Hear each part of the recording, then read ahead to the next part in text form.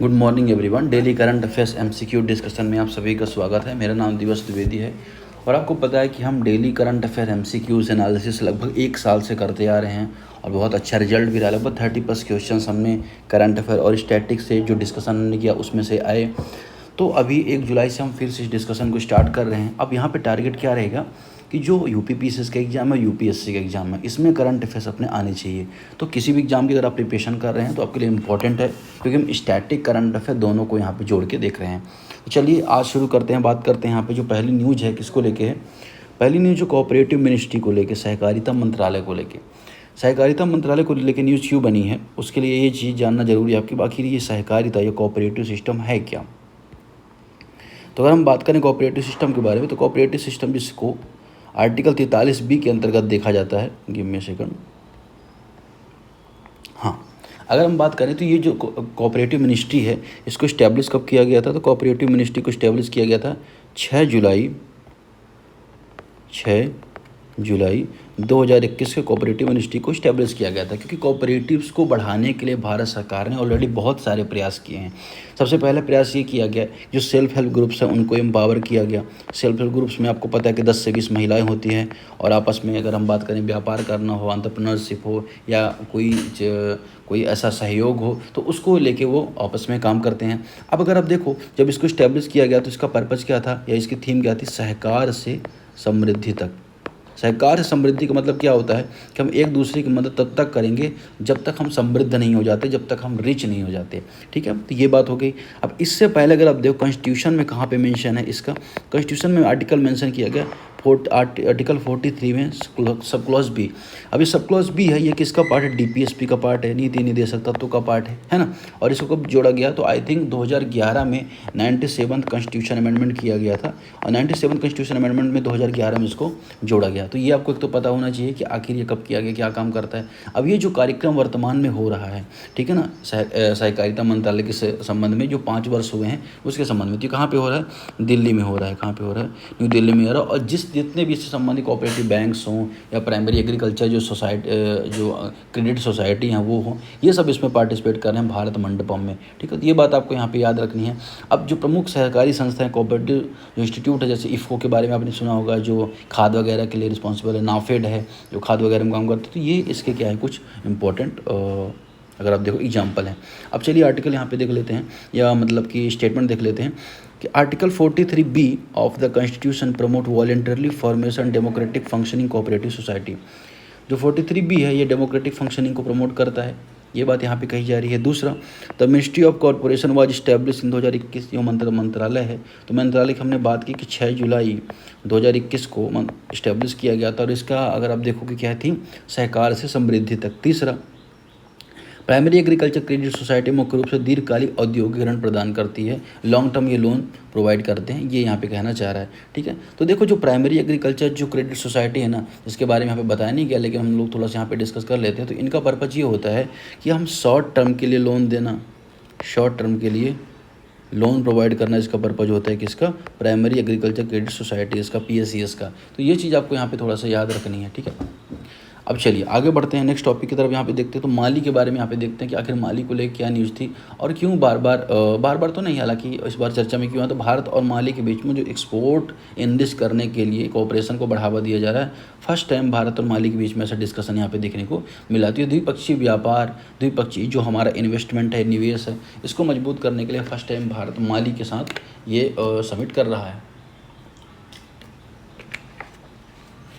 अब माली के साथ अगर आप देखो ना, जो हमारा लोकेशन अगर आप देखो तो ये अफ्रीका का मैप है। अफ्रीका के मैप में इस लोकेशन में आता है माली। अब माली ना तो ये अटलांटिक से लगा हुआ है, ना तो ये भूमध्य सागर से लगा हुआ है, ना तो ये अरेबियन सी से लगा है। ठीक है, तो ये चारों तरफ से लैंड लॉक्ड कंट्री है। भारत के बीच में इनका जो ट्रेड है तो लगभग अगर आप देखो 326 मिलियन डॉलर का हो चुका है। ठीक है, तो यहाँ पे एक समिट हो रहा है जिसमें कपास है या अगर हम बात करें जो माइनिंग रिलेटेड, एनर्जी रिलेटेड या मेडिसिन रिलेटेड जो चीज़ें हो रही हैं उसकी कोऑपरेशन को और बढ़ावा देने के लिए यहाँ पे प्रयास यहाँ पे किया जा रहा है। ठीक है, तो ये बात आपको यहाँ पे इसके संबंध में याद रखनी है। अब अगर हम बात करें माली के बारे में तो माली कैपिटल क्या है, तो इसकी कैपिटल अगर आप देखो क्या हो जाएगी, बमाको। क्या, बमाको। बमाको इसकी कैपिटल हो जाएगी। एक तरह का लैंड लॉक्ड देश है और कई सारे देशों से घिरा, जैसे नॉर्थ पे अगर आप देखो तो ये अल्जीरिया से घिरा हुआ है ना। नॉर्थ में देखो अल्जीरिया से घिरा हुआ है, नॉर्थ में ही नाइजर से घिरा है, नाइजर से घिरा है। इसके अलावा बुर्किना फासो से घिरा है, बुर्किना फासो से घिरा है। साथ ही साथ अगर आप देखो कोट दी आइवरी से और गिनी, आई थिंक गिनी से, सेनेगल से, सेनेगल अगर हम बात करें गिनी से, है ना, और मॉरिटानिया, इनसे यहाँ पे गिरा हुआ है। और इसमें एक रिवर बहती है जो इस तरह फ्लो करती है, जिसे नाइजर रिवर भी कहा जाता है, ठीक है। तो अफ्रीका बहुत इंपॉर्टेंट नदी है।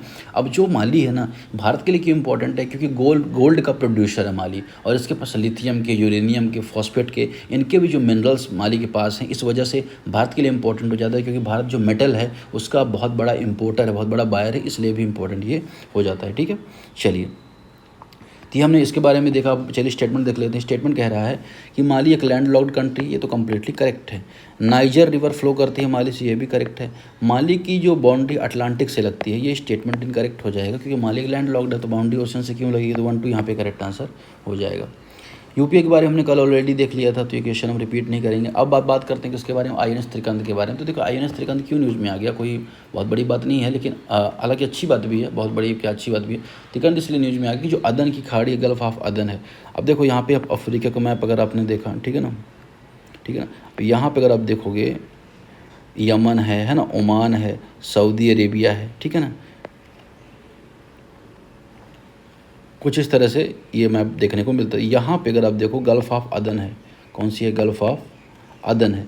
और गल्फ़ ऑफ अदन जो है अगर आप देखोगे तो इसमें एक स्टेट यहाँ पे मिलता है, उसको बोल जाता है बाब अल मंदेब स्टेट, बाब अल मंदेब स्टेट। यूपीएससी ने इस बार इसके बारे में पूछा भी है, ठीक है ना। अब यहाँ पे कौन सा सी आपको देखने को मिलेगा, रेड सी देखने को मिलेगा। तो गल्फ़ ऑफ अदन से अगर आपको रेड सी जाना हो तो बाब अल मंदेब स्टेट होते हुए जाना पड़ेगा। और बाब अल मंदेब स्टेट के पास से, गल्फ ऑफ अदन के पास एक कंट्री है जो अफ्रीकन कंट्री, जो हॉर्न ऑफ अफ्रीका का पार्ट है, इथियोपिया, सोमालिया, जो जिबूती में सोमालिया।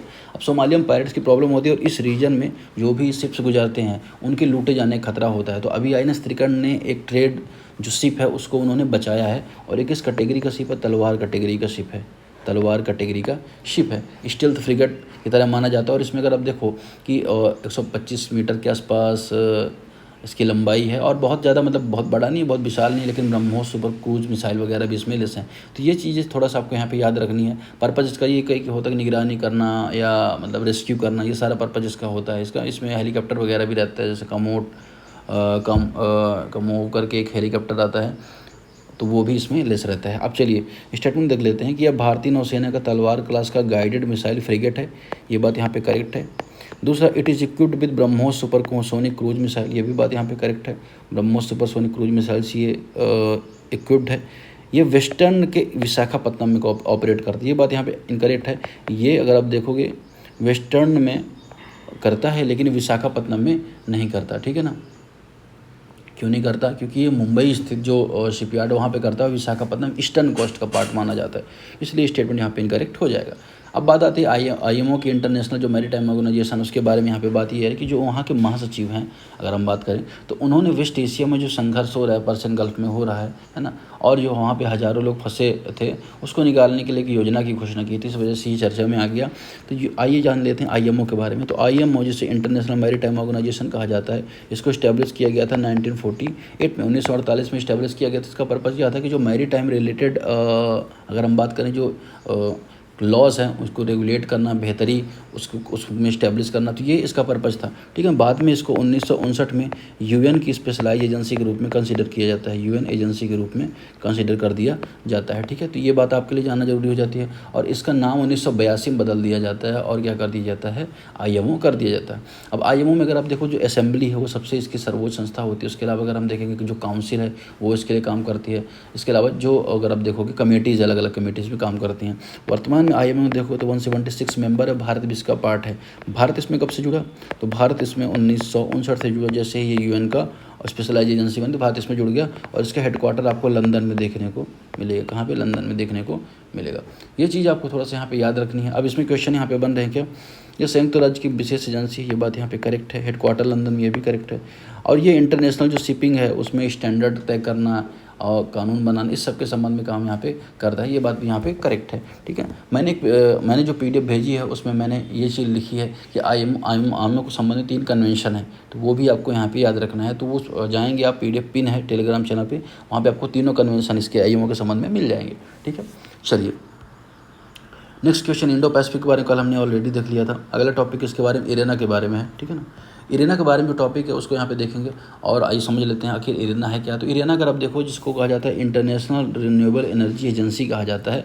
अब ये जो एनर्जी है ना, इसने क्या बताया 2025 की रिपोर्ट में कि भारत और विश्व ने जो भी रिन्यूएबल एनर्जी के संबंध में अपने एफर्ट्स डाल रहे हैं, इसकी वजह से $840 बिलियन का जो बायोफ्यूल है वो सेव हुआ है। ये यहाँ पे इस एजेंसी ने बताया। अब ये एजेंसी एक तरह की इंटर गवर्नमेंटल एजेंसी है, जिसको 2009 में इस्टेब्लिश किया गया था। कब इस्टेब्लिश किया गया था? 2009 में।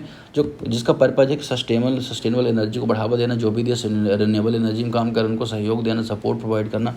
और इसमें अगर आप देखोगे 170 से ज़्यादा देश हैं, 169 देश हैं प्लस एक यूरोपियन यूनियन है, ठीक है। तो ये भारत भी इसका फाउंडिंग मेंबर है इरेना का, ये आपको पता होना चाहिए। और इसका हेडक्वार्टर आपको कहाँ पे देखने को मिलेगा? अबू धाबी में हेडक्वार्टर इसका देखने को मिलेगा, जो UAE में है। अब चलिए स्टेटमेंट देख लेते हैं। It is an inter governmental organisation establish in 2009, ये बात यहाँ पे करेक्ट है। इसका हेडक्वार्टर अबू धाबी में है, ये भी करेक्ट है।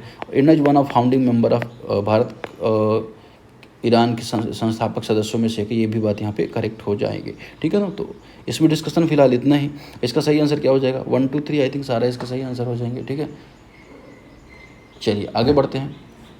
तो आज के लिए फिर इतना ही रखते हैं। नेक्स्ट फिर देखते हैं अगले दिन क्या करंट अफेयर्स आते हैं। अभी थोड़ा सा न्यूज़ कम आ रही है। स्टैटिक डिस्कशन में मैंने स्टार्ट किया है BAPS प्रमुख एकेडमिक टेलीग्राम चैनल पे, तो उसे आप ज्वाइन कर सकते हैं और वहाँ से भी आप ये लाभ उठा सकते हैं। Thank you very much.